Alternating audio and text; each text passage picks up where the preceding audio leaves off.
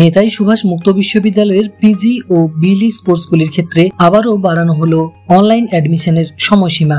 Zoology, geography, environmental studies অর্থাৎ science গ্রুপগুলি ছাড়া PG কোর্সের সমস্ত বিষয় এবং বিলিসের অনলাইন অ্যাডমিশন প্রক্রিয়া চলবে আগামী 18 সেপ্টেম্বর 2025 সন্ধ্যে 6টা পর্যন্ত। অনলাইনে ডকুমেন্টের স্ক্যান কপি আপলোড করা যাবে 20 সেপ্টেম্বর সন্ধ্যে 6টা পর্যন্ত। ডকুমেন্ট বা ফর্ম ফিল আপে কিছু ভুল ত্রুটি থাকলে পুনরায় অ্যাপ্লাই করা যাবে 21 সেপ্টেম্বর সন্ধ্যে 6টা পর্যন্ত। অনলাইনের মাধ্যমে ফিস পেমেন্ট করা যাবে 23 সেপ্টেম্বর 2025 বিকেল 4টা পর্যন্ত। অফলাইনে ব্যাংক চালানের মাধ্যমেও ফি পেমেন্ট করা যাবে 23 সেপ্টেম্বর বিকেল 4টা পর্যন্ত।